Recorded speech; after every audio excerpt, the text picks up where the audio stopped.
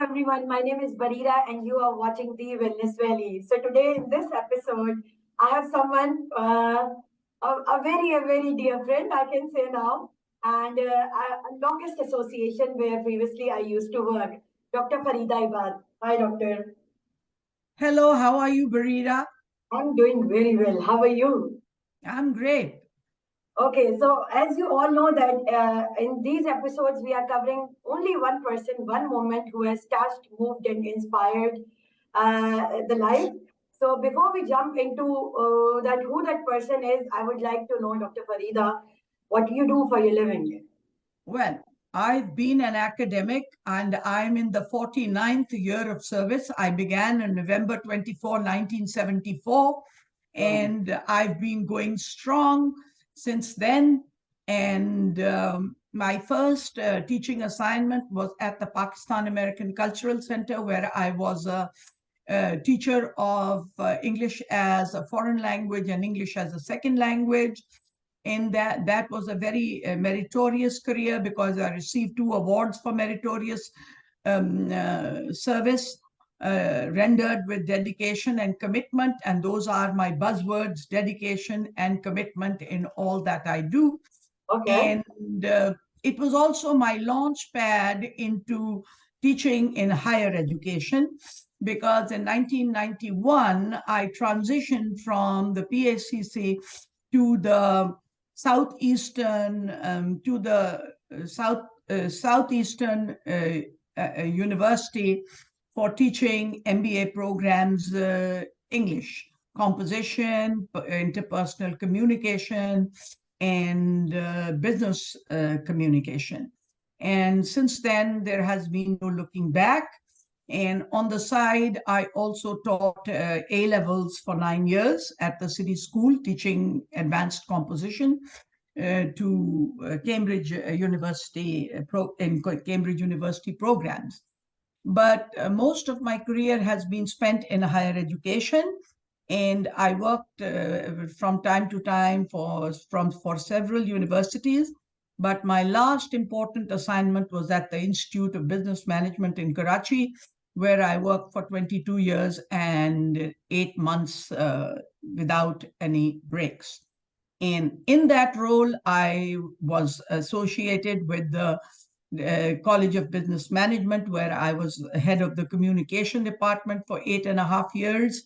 And from there on, I felt that I needed to move on to writing, which seemed to be the biggest problem of students in Pakistan, English being their second language. So I set up the Shah Jahan S. Kareem Academic Writing Center at the university, which was the second of its kind in Pakistan, the first one being only at the IBA Karachi had a writing center. There, I was teaching students how to write academic essays across the curriculum, all disciplines, all departments: engineering, business management, computer science, and psychology, and whatever disciplines the college, 4 colleges were offering. And until I decided to come to the United States to in my as a permanent transition to this country, to my new home, where I worked for Brainfuse for 2 semesters. But I was unhappy with that position because they did not have any specific department for teaching higher education students only. I mean, they sent me students of second grade, 7 years old, 6 years old. And since I had no background in teaching in primary education, I felt that I was not doing justice to that position. And they could not segregate the students according to age levels and so on. And then I joined Upswing in August of 2022, and there has been no looking back. I'm working as an async and sync tutor. So that means that I'm doing assignment reviews for college students. Upswing has yesterday celebrated its 10th birthday in the US, and we have over 70 colleges, and I'm assisting with research, majorly research papers, also literature papers, and college writing. And tutoring. Tutoring is my passion, and I am a five-star tutor with Upswing, and my students have good things to say about my tutoring. They say everybody should get a chance to tutor with me, and I thank the Almighty for this honor that He has bestowed on me. Now, coming to my academic qualifications, I have a master's in English from the University of the Punjab, 1974. That was majorly a literature degree, not a language degree. Okay. Although I did not go on to teach literature, but now at Upswing, I'm dealing with literature students as well. My second degree was an MPhil in education, and that was something that I never planned to do, but it seemed to be the trend where I worked, and everybody was going for higher education, and I jumped into it, and I went in Acquiring for more that degrees. degree to do Yeah. the MPhil. Now, after I finished my MPhil, I thought long and deep about that, because my external examiner said that my thesis was not so much education as it was business communication. I had my thesis was about leadership communication. And I said, I'm at the College of Business Management, and leadership communication is relevant. It is a part of English, because in Pakistan, the official language is English, and it is not Urdu or any regional language. So, I mean, I was lucky to get away with that one, but it got me thinking. I thought long and hard, and I said, what is the being head of the communication department? I had a minimum of at least 8 to 10 students visiting my office every day, Every day. complaining about inadequate, ineffective teaching that they were getting in their classrooms from their teachers. And that was a big blow to me, because they were my colleagues. I was heading that department, and I felt that no, I need to do something about it. And I need to do something about it in something that will be positive. So I decided that in my MPhil that I should undertake my thesis as teacher effectiveness as perceived by students in higher education. And that was my thesis. That was a 5-year long journey, which I completed at the age of 70. And I'm happy that I received accolades, because that was a very relevant thesis, and heads of the department said that it should be sent to the Higher Education Commission as a model for teacher effectiveness criteria. And it is in the repository of the HEC. And I last looked at it, that it had read, I had 350 reads for that thesis, that people found it valuable and reading, because I also proposed a model of how teachers should be evaluated. You see, currently in Pakistan, what is happening is that they hire people on the basis of degree and experience. They'd say, if you are a PhD, this is the level you will go into, this grade, you will get assistant professor and so on. Yes. But and they look at your experience. If you've got 10 years of experience or 15 years of experience, you get paid accordingly. But that is no barometer for your teaching effectiveness. You have people who have been in this field for 30 years plus, and they're not good as teachers. Students have to say something. But in the other point is that why students have not been able to come out with it, is that the culture of grading. They are afraid that if they express themselves, their voices would get them a poor grade from their teacher. And they are motivated that they should get a good grade, get a respectable B, or if they're deserving, they should get an A. But if they say that their teacher hasn't been effective, then they would end up with an F grade or a C. So that has been the thing. So I felt that the thesis was the way to go. So universities should consider how they should hire teachers. Now, when I moved here,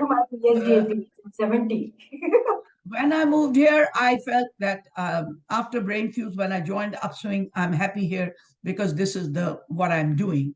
There have been two people who mentored me in my life. and both people are in my family. The Okay. first person who mentored me was my father, my late father, who passed away this year, 23 years ago. And his values were honesty, integrity, and respect. And he taught all his four children to be honest. And he said, honesty is the only policy. It's not the best policy, but it is the only policy. So I have believed in honesty, and you have worked with me, Barira, Yes. and you have found me to be very forthright and have opened up and said what I thought. And lots of people didn't like that, that I said something, And what I believe is that if you can't say something on the face, don't say behind the back. Say Yes. it both on the person's face if you're going to say it behind their back as well. That's honesty. Integrity, I was taught integrity and I have upheld integrity in my entire career. Nobody has ever said that I didn't do a good job in teaching, I shirked from my responsibilities, or I didn't work when I was supposed to work and wasn't responsible for the work I was given to do.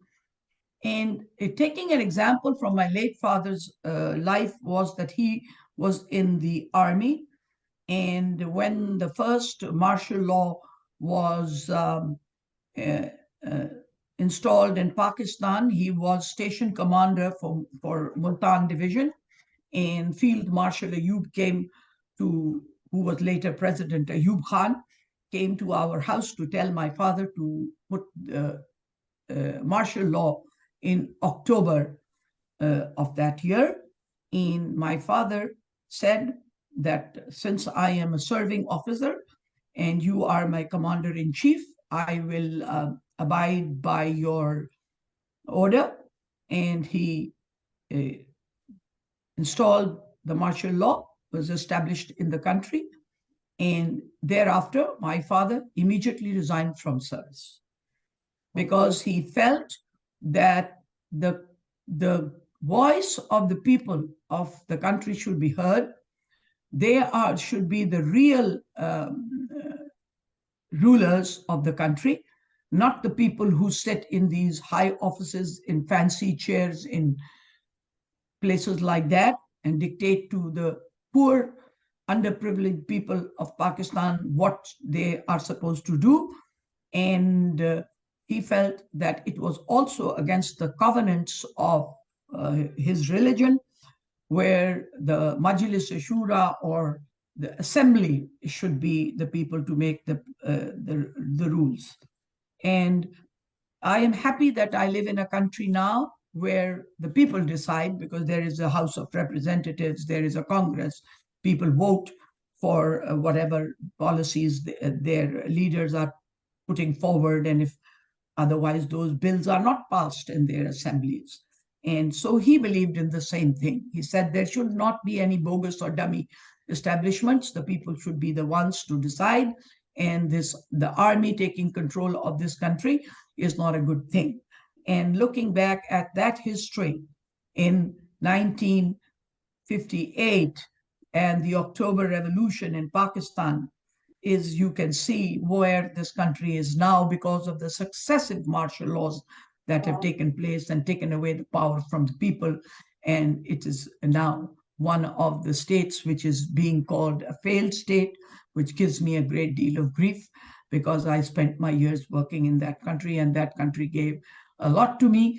I am a proud Pakistani and it really hurts. So that is what integrity is. Respect, I think, is very important. When you uphold your values and your principles, people will respect you, won't they?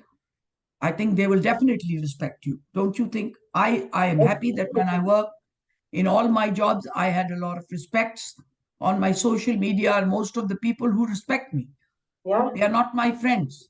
They are people who respected me, who send me messages to add me to their Twitter account or to their Facebook account or to their Instagram account because they believed in the values that I uphold. And I'm happy with that. After the passing of my father, The next most important mentor who's been in my life is my brother. His name is Fareeda Ibad. He is president of ASHRAE, American Society of Refrigeration and Air Conditioning Engineers. This is a body that was formed in 1864 or 65 in the United States. And this 134 or 35-year-old society has a president every year. And my brother, Fareeda Ibad, is the first non-American, non-European, non-Canadian president of ASHRAE. He mentors me. He is the person who supported me in all my endeavors in life, academic endeavors, personal endeavors. And Barira, I want you to share with your audience that sometimes you associate with people who are not honest. Yeah. And they can bring you a lot of grief in your life. And Yes. I have suffered grief because of my association with dishonest people. Said, do the right thing even if you have to suffer a setback or lose something. Of my husband almost 6 years ago, he is now a father figure for me. He is my friend, he is my mentor, he is my brother. And he says, never forget your family values. And those family values are honesty, integrity, and respect. Wow, ma'am. Thank you. Thank you so much. The last question, message for the audience. Though in the entire episode we have covered integrity, honesty, respect, but a quick, crisp message for the audience. My message for the audience is be brave, be honest, and don't forget to be kind. Kindness will take you a long way in whatever you do. You may be an outstanding professional, but remember not to forget your human values. And the most important human value is to be kind. That's all I have to say. Thank you. And all my friends who are watching, please subscribe, share, comment. And if you have a story to share, please share your story. Thank you so much, ma'am, once again. Thank you so much. You're welcome. Goodbye.